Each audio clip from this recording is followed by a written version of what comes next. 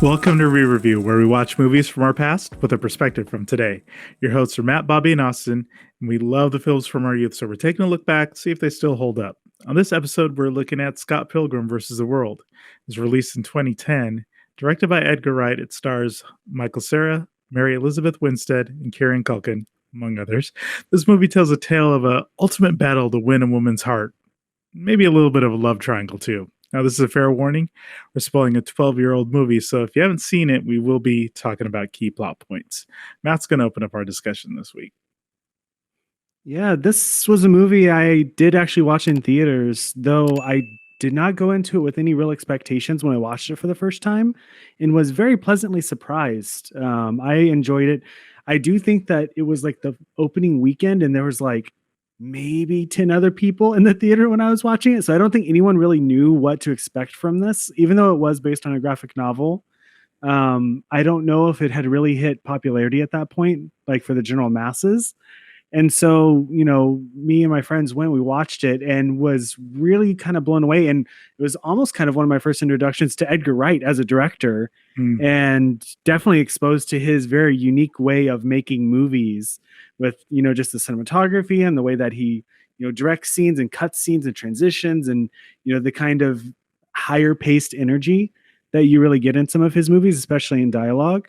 And so, as much as I enjoyed the movie, it's kind of been a while since I've seen it. So that's just why I definitely wanted to kind of watch it again to see, how well it kind of held up, because I remember really enjoying it at the time, but seeing it again, there were definitely I was surprised by how much the beginning of the movie didn't really hold up as well as I had thought. It took a while for it to really, until I'd say the first fight ish, first or second fight.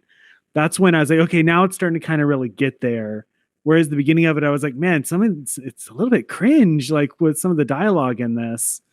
Yeah, I mean, Michael Cera's character is definitely, it hurts a lot to just as the character, and I know that's the way he is, and ultimately leads down the path of, I was already from the get-go, he's an asshole, and he probably deserves to be one of the evil exes as we go along. But I do want to ask you, you said you went on the opening weekend, but it was at random. Like, did you know about it fully beforehand? No, I mean, I had seen one of the trailers, and one of the more interesting aspects of the movie is, and especially in hindsight, is the cast. It has such an amazing young cast in it. I'm glad you brought that up. Yeah, because who do we see? Anna Kendrick. I mean, Anna Kendrick, Aubrey Plaza. I mean, even some ones that you didn't really necessarily think of, like, Chris Evans and, Jason Schwartzman and Kieran Culkin, who was freaking amazing in this movie. Like, honestly, probably my favorite character of this entire thing was Kieran Culkin as Wallace Wells.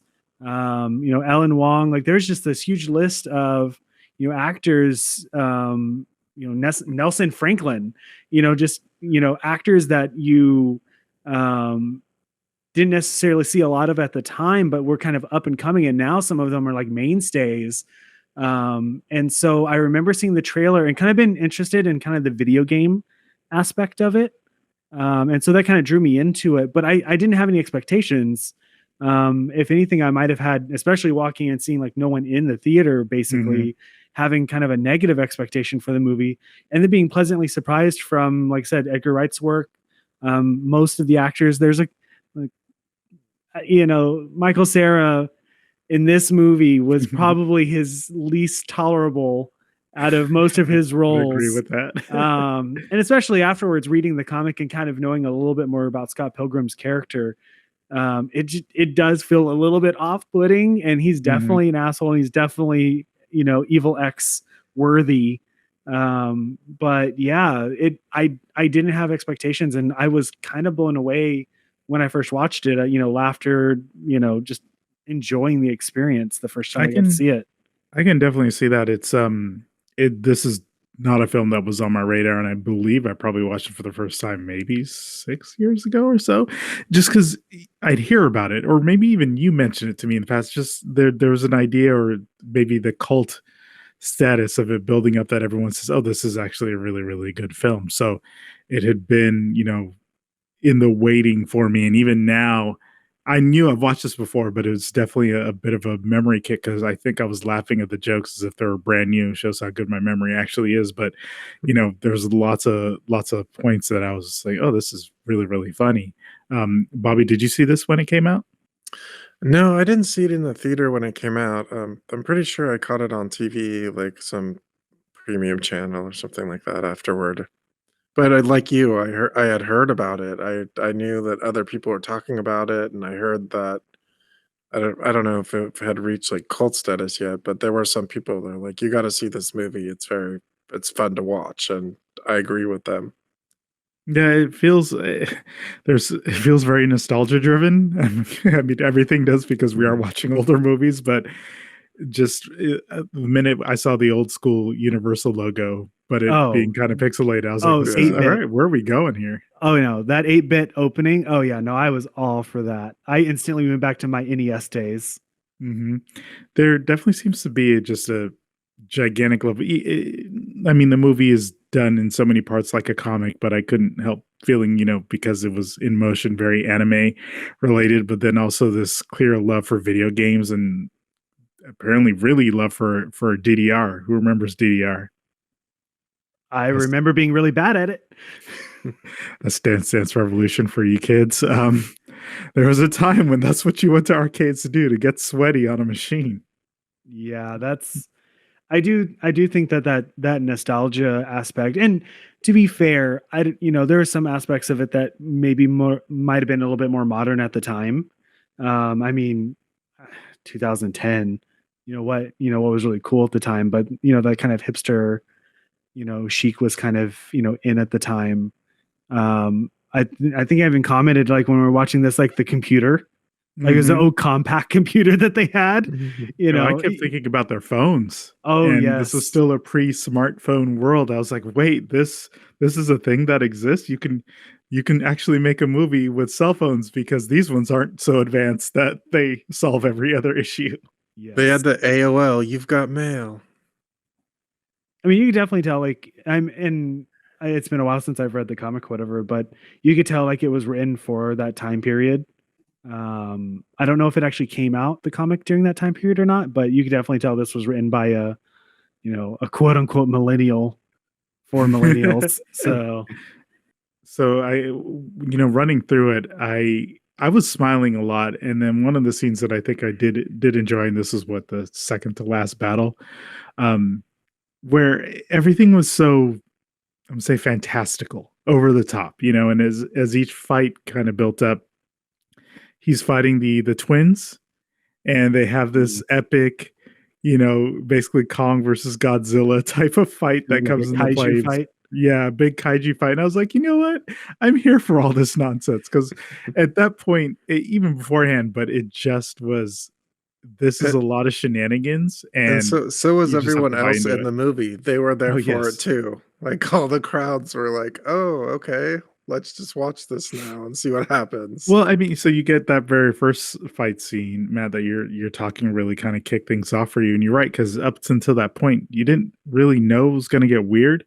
There were a couple flashpoints I think we saw with like words flashing across the screens when Kim the drummer hit it. Hmm. Just little things, but not really giving you an idea of what was about to happen. The next thing you know, they're flying in the air and people are levitating and their special powers. And yes, everyone around them is just like, okay, I guess this is fine and normal. Hmm. And that was, I think, if I remember the behind the scenes, Edgar Wright was talking about how the way they kind of approached the fight scenes was it was fairly similar to how musicals were done, where Mm, like when the emotion gets to a certain point and it just boils up to just a boiling point, people start singing and dancing. And in that world, no one ever thinks it's unusual that they're doing it, right? With the exception of a few more meta movies recently. In those kind of musical worlds, it's not unusual for giant dance numbers to occur, and so that was his justification. The approach that he did towards the fight scenes in this was the emotion just got to such a threshold that the fight breaks out and these fantastical things happen, and it's not unusual to the crowd. In the mhm. same way. So I do think it kind of works in that sense. I do think that it kind of jumps a shark with the demon hipster chicks or whatever, No, and, yeah, and, and a few other moments, but Mhm. and there's not really a sense of escalation either. that you'd kind of expect. Like it does get kind of fantastical, with the what was it, Katanagi twins or whatever when they're doing the kaiju fight. That's probably like the ultimate, I think, fantastical elements. Short of, I guess, the sword coming out of Scott Pilgrim's chest. But there's not like it doesn't progress. It is kind of a jarring thing when it does happen, because it is a fairly normal movie up until then. Like, it has interesting direction and editing, and there are like thought bubbles and stuff like that pop up, but it doesn't really get to there. And all of a sudden there's, mystical powers, right? Were there movies that, I mean, I know we're pinning this on Edgar Wright, but is there something before this that kind of has the same type of feel? That might be from someone else. I mean, I loved every time they would early in the film show the characters on like flat color backgrounds, or it would fade to black and you just only have them in their silhouette to really emphasize, a specific scene. Or I think at one point, Matt, you mentioned the staring at everyone looking, and just sort of that focus. Was there stuff before this that kind of did this? I mean, I can think of, well, one to bring up and to give full credit to Bill Pope, who was the cinematographer for this amazingly shot movie. I kind of can't think of a specific movie, but I can think of commercials and other, music videos and stuff like that would use something like this, but not something that was specifically like this. Like, you can kind of feel the essence of a comic book in a lot of the aspects of it. And it's a lot of the stuff we just attribute to Edgar right now. Like, you see this and you can totally see some of the transition work that we've seen in Hot Fuzz and, Shaun of the Dead, which, those two obviously came out before this. So obviously he was already kind of developing stuff, but I think you take that and you add Bill Pope to it, and the fact that it's coming from a comic book. So there's, pre-existing imagery that they had. I kind of thought a little bit of Wes Anderson with some of his shots and a few of his movies, especially like when Scott and Ramona first meet and they're like standing next to each other. It kind of reminded me of Wes Anderson's shot a little bit, because there's symmetrical, is kind of wide on the top part for no particular reason. Like, there's no reason for that shot to be looking at the light switch that's 5 feet too high. There's nothing going on up there that's really necessary, but it's an interesting shot, right? Well, I thought it was like great a if they metaphor for them just feeling small at the time, right? Yeah, this is good. I was gonna say, would it be great if there was just a tall person that walks by and flips it, who's appropriate height for the light switch? Well, that was one thing, watching it this time, having the leeway of being able to pay attention to small details. See, I'd never noticed that light switch the other times I've seen this movie. And seeing those kind of small details, the characters that are in the background of some scenes doing stuff, but even just, seeing that every shot and piece of dialogue and cut and edit seems to be purposeful. It doesn't seem like, to me, it didn't feel like they shot a lot of coverage of this movie and he just, he put the movie together in the editing bay. It feels like he shot it the way he wanted it on the day and knew exactly what he was going to do. I absolutely agree. I mean, that's what I was thinking, like, especially in some of the like montage sequences and some of the earlier things, is that this movie just feels very orchestrated, so to speak. Like, when I think of how a normal movie works, it's like, okay, like, let's film it, and then we obviously have a plan and idea of what's going on here, but then we craft it in editing. And no, this movie just seems like it's like, okay, here's what our plan is. This shot is very intentionally going to transition into this next shot, and then this next series of shots are going to flow with this very specific pattern and speed, and then moves very specifically into this next thing, which is it requires a lot of planning and a lot of guts to know that this is going to work. And I find it very impressive. Was there a scene that stood out for you, Bobby? Yeah, so I'm thinking of more like they were kind of just starting to move forward into his story, and about kind of sequence where there was like this succession of these dolly shots, and it was like these shots were okay, like the camera is dollying to the right, and then it was the very next shot and it's dolling to the right, and the very next shot and it's dolling to the right, and the shot was just him like walking out of his apartment or whatever, which there were a Mhm. bunch of those kind of shots, but for this one specifically, the style of the way they filmed it tied in exactly to the way they filmed the very next shot, and then even, like, items that were in the shot, like, the set decoration, like, was used as, like, a transition piece, like, a lot of it was, and it just seemed, like, very thought out, which made me, like, subconsciously think, "Okay, this movie is, like, it's very intentional, and there's a lot Mhm. of thought that went behind it." So let's talk story. Bobby, how did you feel about the love triangle, about the love story that was put in there? Was all the effort worth it? All this battling for the heart of Ramona? I mean, so I mean, in There is something he really wants to say. no, I mean, so in the very beginning, the love triangle idea really bothered me. I mean, especially how, okay, like, so here's this girl and knives, and she seems so sweet, and then they move along, and I think I might have maybe felt different if it was reversed, like, if he would have met Ramona first and then Knives came in.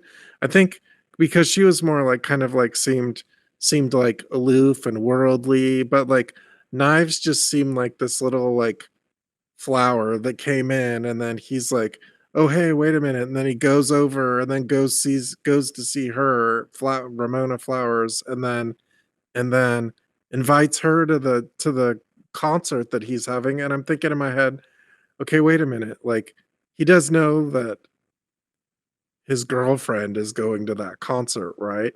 Which he completely forgot that he invited her to the concert and then realizes when he's at the concert, like, oh, there's the two of them together. So, me as an audience member is like, okay, like, there's going to be this moment of awkwardness, and it was, and Yes, they it was played it super out awkward. great, but, I mean, the whole point of it was for him to learn his mistakes at the end, but I did think I did not like the triangle in the beginning. Matt, did she need to be 17?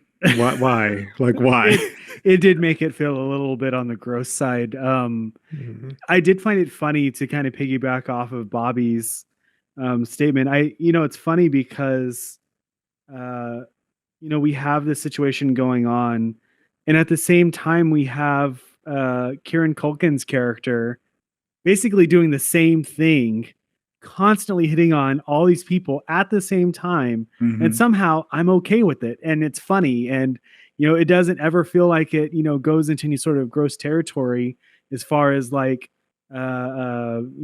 betrayal or whatever. But in Scott's case, like, and I will give them credit, it happens. Scott does two time during this movie, and almost everyone acknowledges that he's scum for it. No one Mhm. apologizes for it. They Mhm. they don't pretend like it doesn't happen. Um, they straight up say, he's an asshole for doing this, and that if he wants to go after Ramona, fine, but he needs to break up with his 17-year-old fake girlfriend, first. Hey, And that's reinforced quite a bit. yeah, and you're right. Knives is a little sweetheart. At the very least, she's presented as quote unquote the innocent, right? She's not corrupted by this asshole. And by the end of it, she kind of gets dragged along as the story goes. But they kind of do give them arcs in a way. It kind of feels a little bit messy, but all the characters do somewhat arc, except for Ramona. I don't know if she really arcs at all, to be honest. Well, So she acknowledges her faults, which maybe she might not, which I'm not sure if it's an arc of more of like a slight acknowledgement. She acknowledges her misgivings in the past, which maybe she might not have previously. yeah, I don't know. I'm not a fan of the love triangle aspect of it personally. Mostly because the romance between Ramona and Scott seemed to just kind of like it happens. And I get she's supposed to be spontaneous, but damn. Oh, Yeah, let's go walk. Now we're in love. Okay. Yeah, honestly, I didn't buy it, and there was a lot of, and I think that's maybe I had a little bit of a problem with the casting of Michael Cera in this part because there was a lot of attention given to the Scott Pilgrim character. You know, like everybody's calling, like, hey, everybody's interested in what's happening in his life, and there's a lot of this world is surrounding him, and everybody's interested in him, and everybody wants to know what he's doing, and I didn't feel like it was warranted. Like, why should I care about this person? Like, I mean, I thought it was well done, and because I his thought it name was is in the interesting, title, but right? like, I didn't. But so your argument is like, it was it the Michael Cera part of it that was off-putting for you, or is it just like the character as a whole? Because like you can technically separate the two. If you put a different actor, if I took the actor who played young Neil and made him Scott Pilgrim, would you have actually cared about his character, or is it just the Michael Cera doing Michael Cera-ness that was the off-putting I, aspect? I don't want to put this entirely on Michael Cera. You know, like Oh, you did it. You I did think it. there's a You little already bit of did. like I think there's some Michael. I think it's a little bit too much on the Michael Cera-ness. I think had it been another actor, like let's say it was like Chris Evans, it's like, oh, okay, I could see why, like, I he's more can't of like, because of the jawline? MCU. I like can't undo the idea though. Yeah, no, No, it's just that's a real still, superhero. yeah. I agree. I do think that considering he's the main character, he's the most unlikable character in this entire thing. And the behind the scenes knowing that Edgar Wright he only really did it because of Michael Cera. Like they cast Michael Cera, before he was even really available for it. Like they held up this project for Michael Cera. Interesting. And okay. I'm sitting here like, I don't know if it really, like, I get the direction, but considering the way the world works around Scott Pilgrim, I don't know if those two things mesh as well as they probably could have. Like towards the end, fine, but all the stuff at the beginning, it just kind of, it was becoming a little off-putting. Like I was just like, I don't want him to end up with anyone. Yeah, no, I think we had you mentioned there's multiple endings, right? And I think there was a third one, Bobby, you created it, where he doesn't end up with anyone, where the two Ramona and Knives walk off and be like, peace, you're a I waste of our really time. think that's the more like as a character, I feel like that's how it should go. I mean, I don't think you should be a jerk like that the whole way through and then be like, And still sorry, get the are we girl. okay now? And then move on and be okay with it. I just No, think that there's quite a few what points where, well, when he had the before he used his one up and he apologizes for cheating, and then he says that immediately after. So are we all good? It's like, yeah, I wait a was like, second, wait, you're no, rushing into like this. you're not all good. Like All right, so that's Bobby, not cool. if you're changing the film, sounds like you're changing the ending and you're cutting Michael Cera out. Matt, what are you changing? Oh, I don't know if it'd be any different because to be honest, like everything else I was actually good with. Like the cast was solid. The pacing was great. I just think it's the Michael Cera-ness and the ending. Like, but I don't know which. Like I said when we were watching the original ending and the alternate ending, I don't know which one I prefer other than the third Bobby cut. Where he he doesn't end up with anybody, but at the same time, then do you have a story at that point because no one learned anything? Type thing. No, he learned that they should all treat their exes better, and then they won't come back and try to kill them. Well, it was also treating his bandmates better, treating. Yeah. Right. I mean, you're His hitting on the roommate. challenge for it because Scott Pilgrim is a character just. And again, I don't know how it is in the comics, but for the movie, it was hard to root for him by the end because you're like, you're just a terrible person. Yeah. And again, I don't know how much of that is attributed to Michael Cera, the actor, or what's in the script for Scott Pilgrim. Mm-hmm. It's really hard to really tell, but considering how much of the world does focus on him and he is versus the world in this. Yeah. It does feel like, I don't know. It's hard for me to split those two aspects from each other. Like, it didn't completely destroy the movie for me.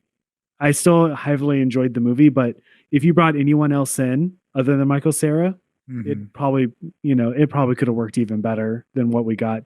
The one thing I will admit is, and I think Edgar Wright might have even said this, how much of a shock it is to see someone like Michael Cera and then all of a sudden fight scenes. Oh yeah, agreed. Agreed. It is definitely very shocking. So I And think this could turn us into, based on those comments, what are we doing with recommendations? Bobby, what are you telling people about this film? Should they go No, see I it? mean, I mean, I liked it a lot. I thought it was really clever. I thought it was orchestrated very well. I thought it was interesting. Obviously, for me, it's not a perfect movie, but I mean, I think now that I'm stewing in my head about the three-way love story, it's just like taking me down a bad path. But I do think that it was a very fun movie to watch. That without said, like I really like the fantastical elements of it, the video game elements of it, and all that kind of stuff. I thought it was fun, and wondering why, however many years later, 10, 12 years later, we haven't seen the second one. Someone's probably got to get paid, right? Matt, Matt, what are you telling the people? Should they watch it? yeah, I think that if you haven't seen it, I think it's worth watching. I think that if you have seen it, but it's been a while, I think that it's worth, giving it a second look around just to kind of see, if you still enjoy it or not. I think it's, a nice little, nighttime movie to pop in and have a drink. And especially if you come from the, quote unquote millennial class, if you were born in the late 70s, early 80s, and you're all about that 8-bit life, I think that it's worth a watch. Yeah, it can play all of those nostalgia heartstrings. You love video games. I will mention the fact that stats were shown for the characters at one point. I was all about it. Yeah, very entertaining. Still laughing at so many of the jokes, and while not necessarily endeared to all the characters, it was a good little romp. Definitely put some popcorn in for this one and watch it. So, as always, thank you for listening, and remember, she's with Gideon because he's probably better than you.